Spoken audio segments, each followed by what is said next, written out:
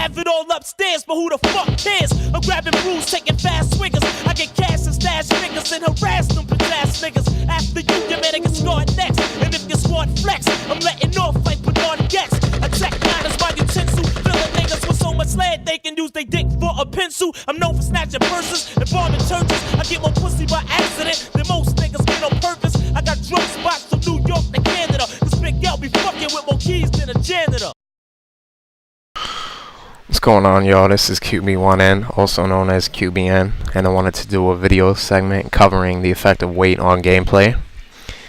And I hope you're having a good day. Just getting down to it real quick. Weight, it affects so many different things in 2K. They haven't really done a good job of explaining, all the different things that weight has an effect on. So 2K is slacking in that regard. But first thing I want to showcase is Nicole Pekovic at 6'11", 290. He's got a 98 standing layup, and his strength rating is a 92, if I'm not mistaken. Let me check. Yes, it's a 92. Okay, so I'm going to be putting Nicole Pekovic up against Bill Russell in the post, and I'm going to show you all the effect of weight. One of the effects of weight, I should say. So just to get it out of the way, weight affects stamina. You drain stamina faster the more weight you have. You jump a lot higher if you have less weight. So the more weight you have, the less you can jump. Quickness and speed. You're a lot slower the heavier that you are. So if you're 350 pounds, you're not going to get up the court in half a second. It's going to take you a little bit. But there are benefits to having more weight. Excuse me. The more weight you have, the easier it is for you to back down people in the post, the easier it is for you to finish through contact, the easier it is for you to stop players driving to the hoop because you have more weight to, make contact with them, so it makes it harder for them to finish. Things like this will help you immensely. So it all comes down to what kind of big man, if you're trying to decide from my career, if you're more of a finesse player, finesse moves, then go with a less, a player with less weight. If you're more of a physical big, go with a player that has more weight. For me, I like both. I like to have a mix of both of them. So I might put together a player that's around 260, 270, so that they can have that happy medium. Right now I'm using my career player that's 350 pounds. That's mostly because my teammates need it for crew. He works very well. He's a good space eater. But as you can see, Pekovic is backing down Bill Russell like nothing. This is on Hall of Fame D. Very simple for you to do this. Bill Russell weighs the size of most guards. I mean, it was a different era when he played. Medical technology wasn't where it is now. Fitness wasn't where it is now. So it made sense for people to weigh that as a big back then. Now, not so much. I mean, you'd be hard-pressed to find a lot of low-post players that are around 215 that are big men. You would just be very hard-pressed. I think one that I can think of is Brandon Wright, but he's more of a pick-and-roll type of player than he is a low-post. So, I mean, there you have it. I mean, it's very, very simple. Just the move that you want to go with is a drop step. You flick your left analog stick towards the baseline and hit X. I mean, that's really all there is. You back them down deep into the paint. The drop step is your friend if you are a high-weight player. Now, I'm going to go to the opposite of this, which is the quickness player against a strength / size-oriented player. And attacking from this matchup is very fun because there's so many different moves that you could go with. Now, there's so many different moves you could go with the strength and size-oriented matchup as well, but I really like the quickness-oriented because not too many people think of all the different things you could do with the quickness matchup.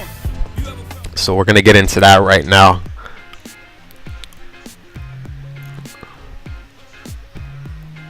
Yeah, but once you learn all the post moves in the game, once you get a nice handle on it, and you understand, as soon as you get a matchup, as soon as you see Al Jefferson against Chris Bosh, you got to take Chris Bosh into the paint. As soon as you see Chris Bosh against Andrew Bottom, you got to take Andrew Bottom out into the high post. Just understanding, where to attack that player, where they're weakest at, and where you can punish them at is the key. Alright, so I'm subbing out David West for Hibbert to make sure that this is the proper way it should be. Gameplay is on the Hall of Fame, I believe. Yes, I set it for Hall of Fame. Okay. I'm going to post up Thaddeus Young. First move I'm going to do is inside face up into a Euro step drive. I draw the foul. The second move that I'm going to do is going to be the face up drive to the right into a Euro step counter back to the left. So I'm going to show you the replay real quick. You press Y to go into the post up, then you press Y and point your left analog stick towards the baseline area to drive that way, and then you counter back with a Euro step, which is pointing your right analog stick downward if you're in 2K camera relative. And it's very good to use against slow-footed bigs. It'll get you a lot of wide open shots. Very good move to use. You could also do the, let me think here. You could do the lean back into a quick spin. I'm going to show you that here in a second. Let me get it back out here real fast. Okay, so you do the lean back, which is this right here, into a quick spin. That's a very good move for quickness-oriented players. Now, obviously, that's a more common move that people know. You see a lot of scrubs do it. People that aren't really that advanced in terms of the moves that they know. So they'll just do this move with any big man they get. These are the people you see that get, Al Jefferson, Andrew Bynum, Glenn Davis, Shaq, and any fat, giant Goliath big man. They'll try to do a quick spin with. And players like me, players that have played the game and understand the matchups and everything, sim-oriented players that know the game down to a T, they'll be sitting there scratching their head wondering why it is that this guy's doing quick spins with a fat dude, essentially. Because quick spin, the whole point of the quick spin is you have to have quickness. So here's another quickness-oriented move I just did. You do a face-up inside. You drive to the right. So I'm going to do a lean back like you saw, and then move to the right off the drive, and then counter back with the spin, moving my right analog stick clockwise with the spin. So just making sure that the second move that you do, or the third move, depending on how many moves you like to put into your high post moves, making sure that that move counters the first initial move you did. Because a lot of people like to do the spin move, but they never use it in the right situation. I know in 2K13 people just spammed it the entire game. Never really used it at the opportune times. They always used it at the wrong time. So just making sure that you know when to use it is key. And you saw right there, I just attempted a drop step with Thaddeus Young. That's to give you an example of something that you don't want to do with a quickness-oriented player. Do not do drop steps. Do not do hook shots. Because what's going to happen is you're going to find yourself taking bad shots. Low quality possessions are going to be what's coming your way if that's the type of look that you're going for with a quickness oriented player. That's why they have the different moves in this game. They, if it was such a simple game, they would keep it down to just you press X and you go up for a shot. It's not that simple. They have all these different moves that you could utilize, and it just doesn't make sense for you not to make use of all the different options that you have. So let me see here real quick. Try to think what else I could do. Obviously, there's other moves you could do. You could do a drive to the key. You could just experiment with the moves. There's all sorts of different things you could do. A drive to the key. You could do a step back, jump shot out of the post. There's all sorts of options you have. But as far as the step back jump shot is concerned, it's not so much a good move as it was last year. I can't figure out how to do the create space, which is where you stick your hip and lower body into the player to create space, and then you can do a fadeaway off that. I don't know if they removed it from the game or what the deal is, because I just can't pull it off. I think maybe what happened, because if you hold your right trigger and you flick your right analog stick towards the player defending you, it will do the lean back. But if you flick it away, it will do the outside face-up, which I don't really understand, because they already have outside face-up mapped to left analog stick away and Y. So there's no sense in having that also be the right stick. because if you have lean back on the right stick, it only makes sense that you would have the create space on the right stick as well. So I don't know what they did with that. It may have been a mistake on the button mapping, when they were setting up the controls. But again, I really missed that because that brought another dimension to post play. So guard play, posting up as a guard, there's so many options that you have. You could pass out of the post up as a guard. Once you learn the post moves, if you understand that you have a matchup advantage, in my team last year, for example, I used to use Andre Miller, Darren Williams, players like this that you could put into the post and score with them down low. And it just doesn't make sense to me why people don't go into the post as a guard. Passing angles that you can create out of the post are fantastic. If they bring the double, you can pass to your wide open big man. There's just so many reasons to post up with your point guard.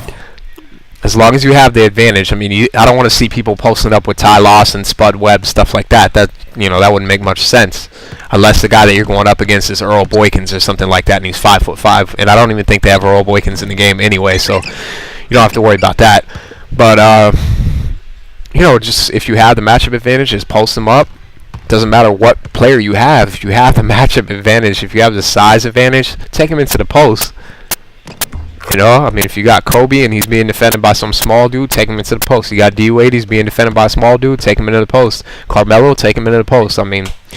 Take him into the post. Don't be one-dimensional. Most of the point guards that play the game, they bring the ball up the court, they do one single pass to someone, and they think that's point guard play. Or they do pick and roll, they think that's the whole point guard play.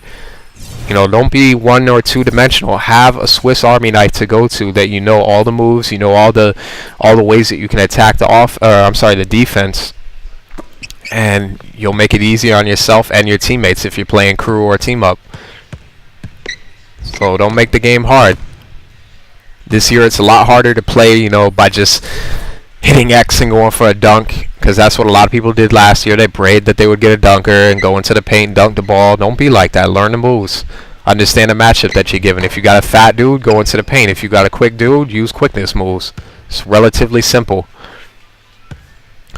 As far as moves are concerned, I'm going to have a more advanced post moves tutorial that I'm going to be putting out, where I cover the different moves that you could do with a quickness player or a large player, and how to execute those moves. I'm going to make it as detailed as possible without going overboard, so that people can execute these moves. And if you're looking for these moves in any other camera view than 2K, you're out of luck, because if you're not playing on 2K,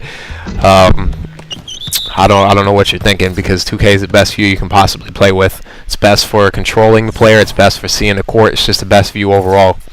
So thank you for taking the time to watch this video, and we'll have more videos upcoming, and I hope these help you out. And again, thank you for taking the time, and I appreciate you all watching.